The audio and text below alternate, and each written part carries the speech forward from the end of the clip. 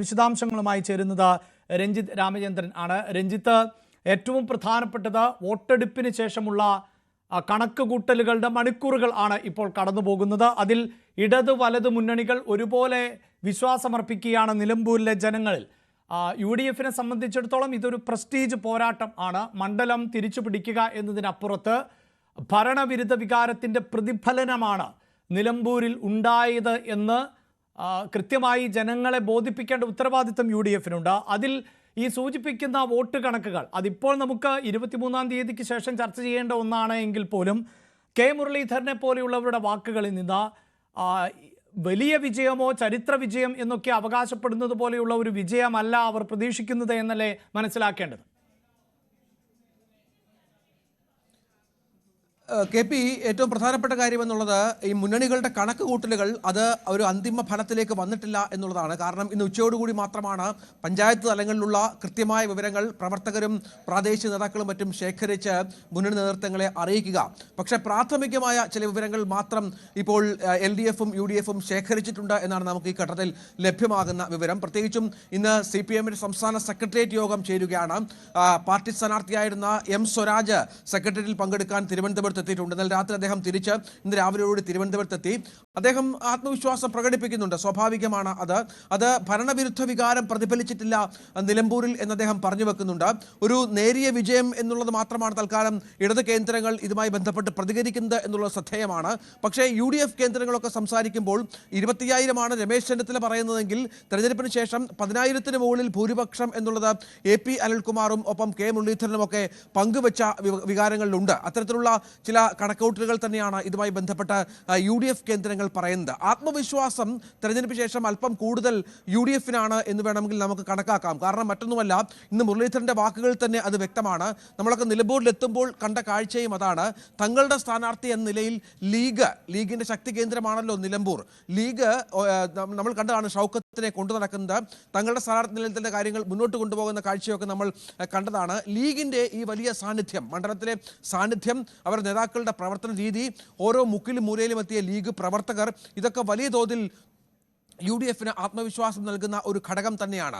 അവിടെയാണ് 10,000-ന് മുകളിൽ ഭൂരിപക്ഷത്തിൽ ജയിക്കുമെന്ന ആത്മവിശ്വാസം പങ്കുവെക്കപ്പെടുന്നത്. പക്ഷേ ഈ പോളിംഗ് ശതമാനത്തിലുണ്ടായ നേരിയ കുറവ് നമുക്കറിയാം. 2016-ൽ 78.83 79% പോളിംഗ് രേഖപ്പെടുത്തിയ മണ്ഡലമാണ് നിലമ്പൂർ. 2021-ലാകട്ടെ അത് 76.60% പക്ഷേ ഇത്തവണ അത് 74.03 എന്ന രീതിയിലേക്ക് കാര്യങ്ങൾ എത്തുമ്പോൾ പോളിംഗ് ശതമാനത്തിലെ ഈ കുറവ് ആരെ ബാധിക്കുമെന്നുള്ളത് പ്രധാനപ്പെട്ട ഒരു ഘടകമാണ്. അതിന് രണ്ട് കാരണങ്ങളാണ്. ഒന്ന്, തുടർച്ചയായുള്ള തിരഞ്ഞെടുപ്പുകളോട് അണികൾക്ക് താല്പര്യമില്ലാത്ത, ഈ പ്രവർത്തകർക്ക് അല്ലെങ്കിൽ വോട്ടർമാർക്ക് താല്പര്യമില്ലാത്ത ഒരു സാഹചര്യം ഇതിന് കാരണമായി ചൂണ്ടിക്കാണിക്കപ്പെടുന്നു.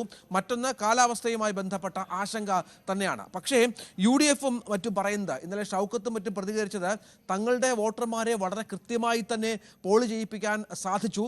വോട്ടർമാരുടെ എല്ലാവരെയും തങ്ങൾക്ക് ലഭ്യമാകുന്ന വോട്ടുകൾ എല്ലാം തന്നെ കൃത്യമായി ബൂത്തുകളിൽ എത്തിച്ചുവെന്ന ആത്മവിശ്വാസം കൂടി പ്രകടിപ്പിക്കുന്ന പശ്ചാത്തലമുണ്ട്. അതുപോലെ LDF-ഉം അക്കാര്യത്തിൽ ആത്മവിശ്വാസം പ്രകടിപ്പിക്കുന്ന സാഹചര്യമുണ്ട്. ഇവിടെയാണ് PV അൻവറിന്റെ വോട്ടുകളുമായി ബന്ധപ്പെട്ടുള്ള ചില അഭിപ്രായങ്ങൾ ഉയർന്നു വരുന്നത്. PV അൻവർ പിടിക്കുന്ന വോട്ടുകൾ LDF-ന്റേതാകും എന്നുള്ള നിഗമനത്തിൽ തന്നെയാണ് ഇപ്പോൾ UDF കേന്ദ്രങ്ങൾ മുന്നോട്ട് പോകുന്നത്. സൂചിപ്പിക്കുന്ന പോലെ ഇപ്പോൾ PV അൻവർ അവകാശപ്പെടുന്നത് അവിടെ വിജയിക്കുമെന്നും 75,000-ന് മുകളിൽ വോട്ട് ലഭിക്കും എന്നുമൊക്കെയാണ്. പക്ഷേ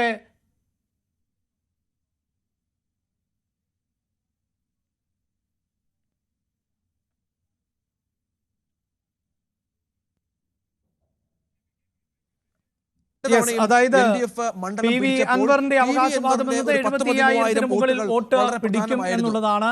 ഇടത് വലത് മുന്നണികളിൽ നിന്ന് വോട്ടുകൾ ചോർന്ന് തനിക്ക് അനുകൂലമാകുന്ന തരത്തിലേക്ക് എത്തും എന്ന് PV അൻവർ പറയുന്നുമുണ്ട്.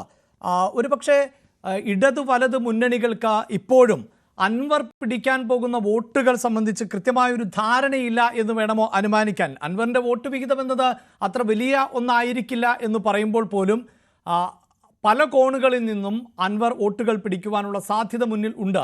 ആ അൻവറിലേക്ക് പോകാൻ സാധ്യതയുള്ള വോട്ടുകൾ ഏതൊക്കെ, ആരുടേത്, ഏതൊക്കെ പോക്കറ്റുകൾ എന്നത് സംബന്ധിച്ച് ഇപ്പോഴും കൃത്യമായി ഇടതു വലതു മുന്നണികൾക്ക് ധാരണയില്ല എന്ന് വേണമോ അനുമാനിക്കാൻ രഞ്ജിത്ത്? അൻവറിന്റെ കാര്യത്തിൽ തുടക്കം മുതലുള്ള ആശയക്കുഴപ്പം ഇപ്പോഴുമുണ്ട് എന്ന് വേണം KP കരുതാൻ. കാരണം അൻവറിന്റെ അവകാശവാദം അത് അല്പം കടന്ന അവകാശവാദമാണ് എങ്കിൽ പോലും 75,000-ന് മുകളിൽ വോട്ടുകൾ പിടിക്കും. 75,000 വോട്ടൊക്കെ പിടിച്ചാൽ സുഖമായിട്ട് അൻവർ നിലമ്പൂരിൽ നിന്ന് 3ാം തവണയും നിയമസഭയിൽ എത്തുമെന്ന കാര്യത്തിൽ സംശയമില്ല. പക്ഷേ അതൊക്കെ അമിതമായ ആത്മവിശ്വാസമാണ്. പക്ഷേ അൻവറിന്റെ അവസാന നിമിഷങ്ങളിലെ പ്രവർത്തന രീതികൾ, ഈ ജനങ്ങളുമായുള്ള സമ്പർക്കമൊക്കെ രണ്ട് മുന്നണികളെയും അല്പമൊന്ന് ആശയക്കുഴപ്പത്തിലാക്കിയിട്ടുണ്ട് എന്ന കാര്യത്തിൽ സംശയമില്ല. കാരണം അതിന്റെ പ്രധാനപ്പെട്ട കാര്യമെന്ന് പറയുന്നത് അദ്ദേഹം കൊട്ടിക്കലാശത്തിൽ പങ്കെടുത്തില്ല. അത് പ്രധാനമായിരുന്നു.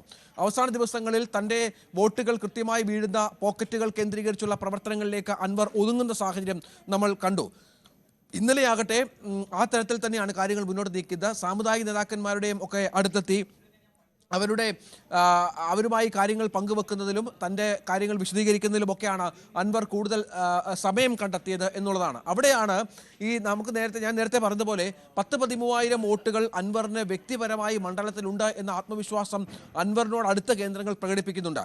അത് പൂർണ്ണമായും അൻവറിന് തന്നെ പോകുമോ അതോ അൻവർ ഏതെങ്കിലും തരത്തിൽ അതിനെ മറ്റൊരു തരത്തിലേക്ക് വഴിതിരിച്ചു വിടുമോ എന്ന കാര്യത്തിലൊക്കെ വ്യക്തത വന്നിട്ടില്ല. ഏതായാലും UDF-നോടും LDF-നോടും ഒരേപോലെ ശത്രുത പരസ്യമായി പ്രഖ്യാപിച്ച് മുന്നിട്ടിറങ്ങിയ ഒരാൾ കൂടിയാണ് അൻവർ എന്നത് ഇതിനോട് ചേർത്ത് വെക്കണം. അത് ആ തരത്തിൽ തന്നെ അൻവർ മുന്നോട്ട് കൊണ്ടുപോവുകയും ചെയ്ത സാഹചര്യമുണ്ട്. തെരഞ്ഞെടുപ്പ് കാലത്ത് ഉടനീളം ഒരു കോംപ്രമൈസിന് അൻവർ ആരുമായും തയ്യാറായിരുന്നില്ല എന്ന് നമ്മൾ ഇതിനോട് ചേർത്ത് വെക്കണം. സ്വാഭാവികമായും അൻവർ ഫാക്ടർ വളരെ പ്രധാനപ്പെട്ട ഒരു ഫാക്ടറായി തന്നെ നിലമ്പൂർ മണ്ഡലത്തിൽ നിൽക്കുന്നുണ്ട്. അത് ആ വോട്ടുകൾ ആരെ ബാധിക്കും എന്ന ചങ്കിടിപ്പ് ഇരു മുന്നണികൾക്കും ഉണ്ട് എന്ന കാര്യത്തിൽ സംശയമില്ല. നമുക്കറിയാം ലീഗിന്റെ 1% വോട്ടുകൾ കൂടി അൻവർ ലക്ഷ്യം വെച്ചാണ് ഇത്തവണ കളത്തിലിറങ്ങിയത് എന്നത് പ്രധാനമാണ്. അൻവറിനൊപ്പം നിൽക്കുന്ന വലിയൊരു വിഭാഗം ആളുകൾ ആ തരത്തിൽ ആ സമുദായത്തിലുള്ള വലിയൊരു വിഭാഗം ആളുകളുണ്ട്. അവരുടെയൊക്കെ വോട്ടുകൾ കൂടി അൻവർ പിടിക്കുമോ എന്ന കാര്യത്തിലാണ് ആശയക്കുഴപ്പവും മറ്റും നിലനിൽക്കുന്നത്. പക്ഷേ അതിലൊന്നും ഒരു വ്യക്തത വന്നിട്ടില്ല. പക്ഷേ ഇന്ന് ഉച്ചയോടുകൂടി ഏതാണ്ട് മുന്നണികളുടെ ഒരു കൃത്യമായ കണക്കുകൾ അവരുടെ തെരഞ്ഞെടുപ്പ് ഓഫീസുകളിൽ ലഭ്യമാകുമെന്ന് വേണം കരുതാൻ. അതനുസരിച്ചുള്ള കണക്കുകൂട്ടലുകളും മറ്റും ഉച്ചയ്ക്ക് ശേഷം കുറച്ചുകൂടി വ്യക്തമായി തന്നെ നേതാക്കളുടെ ഭാഗത്ത് നിന്ന് ലഭിക്കുമെന്ന് പ്രതീക്ഷിക്കാം.